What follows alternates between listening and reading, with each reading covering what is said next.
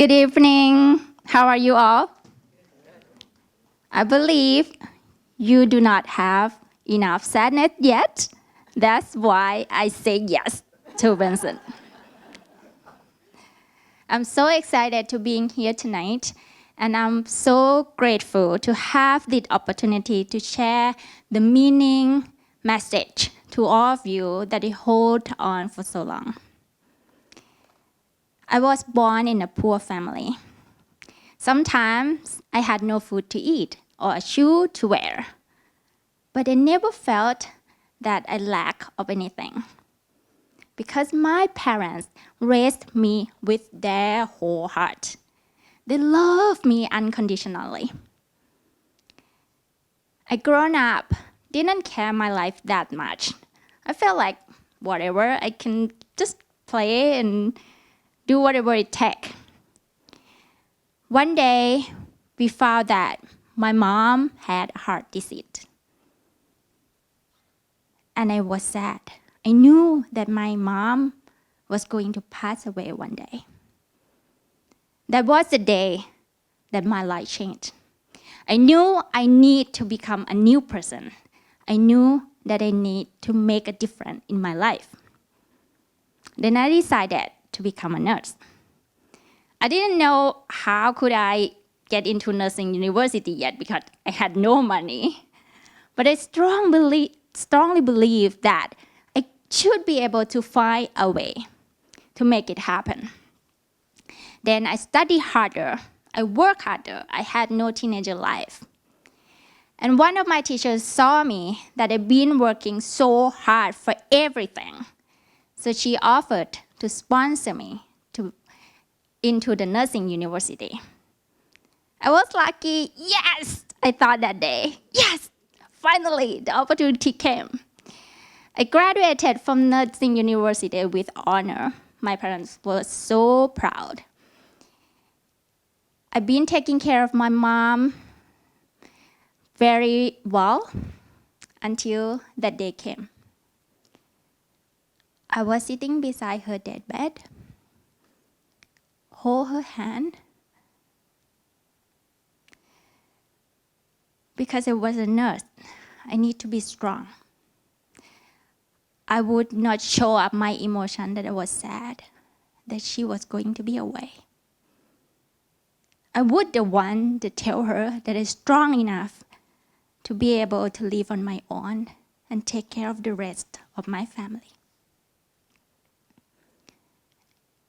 And then her last breath went away. And I know that's the time I need to change again. I need to get up stronger and take care of my dad and my two younger sisters, my big brother as well. My dad was so depressed, and I did my very best to take care of him, to cheer him up. But I knew he could not live without my mom. 1 year later, again, I was sitting beside my dad, guide him through the difficult time in his life. I was the one whisper beside his ear that everything was going to be all right. I'm strong, and I will hold everybody's hand to get up stronger. And I did. And my dad passed away with a smile. Now, my brother, the oldest in the family, he took care of me and my two younger sisters because I thought now we had no parents. I will take this responsibility in my hand. You need to be under my control. I love him dearly, but I always fought with him because I didn't like to follow his rules. He has so many rules, and he always suggests me to do so many things that I didn't want to do. Have you ever felt that way? with your parents, with your sisters, your brother, or your friends that, hey, you need to do that. I don't want you to do that. No, I don't want to follow your rules that I'm going to do this way. We fought each other many times. And every time we had fight, I stopped talking to him. I didn't want to talk to him. I didn't want to see his face. And I didn't want to hear his voice. I stopped talking to him for 2 or 3 months. I felt bad, and I miss him. But I don't want to be a loser. You know what I mean? If we talk first, we are a loser. No, I didn't want to. He has to talk to me first. And he did every time. So I was the winner. One day, he had a heart attack. And it was a wake-up call. I was so afraid that I would lose him forever. I didn't regret with my parents because I did my very best to take care of them. But with my brother, I didn't. I never had a chance to say how much I love him.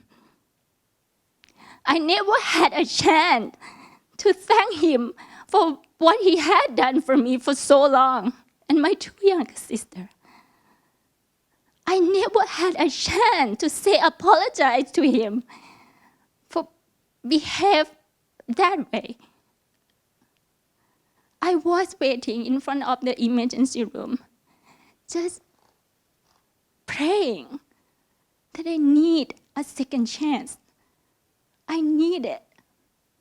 Please. And if I had this second chance, I would change. I would do everything I could to make up all those times. I was lucky. The doctor saved my brother's life. I was so grateful that day. And I changed completely. I took many meditation courses in order to deal with my anger, my resentment, and my bitterness. I would let go easier and faster, so I had more precious time with my brother. I also took many courses about forgiveness. How could I forgive my brother faster and easier than before? I knew that he loved me. That's why he behaved that way. That's why he tried his best to raise me to be a better person. After I was able to forgive him faster, I learned to communicate with him effectively.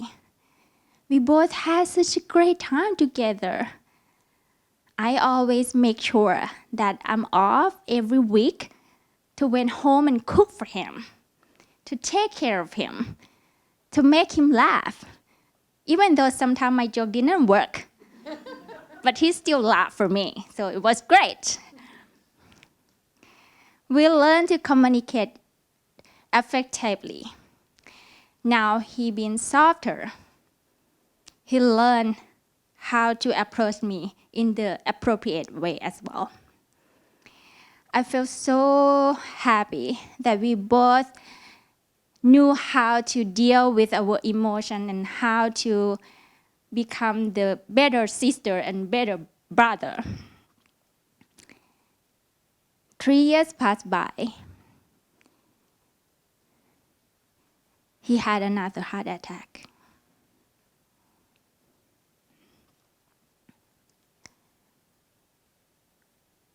But this time, I was not lucky.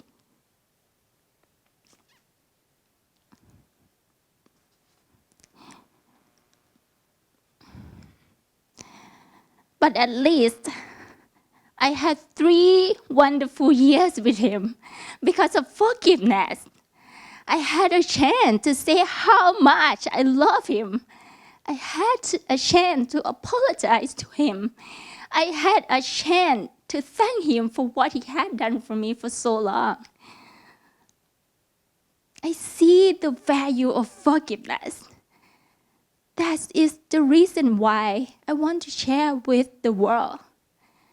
And now it is another opportunity to make me to be a better person, to get up stronger, and to make a difference in the world. That is the reason why I want to become a speaker. Even though I could not speak English properly, even though I could not pronounce some words correctly, that people had to ask me, Ladda, what did you say? I still want to be a speaker because I want to share this message to the world to make people have a deeper connection to each other, to be able to forgive, to be able to understand how precious it is to be together and how important it is to learn to understand each other and forgive each other for what we have done. Some people didn't know how to approach others properly. Like my brother, he loved me so much, but he didn't know how to express his love. Our parents, our brother, our sister, there are so many people in our life that would like to give us a hug and say, hey, I love you, but they didn't be able to. That's the way that we had to see in them, to see through their hearts and be able to forgive, to save our precious time together. Time is the only thing we cannot take it back, no matter how hard we try. Do you agree? Now, I would like to encourage all of you. As I can see, all of you are easy to forgive, I believe. But I hope my story will be another story that will help you see the value of forgiveness and be able to forgive each other faster and easier than before. And I wish all of you have a wonderful time, have a precious time with your loved one for forever. Thank you so much.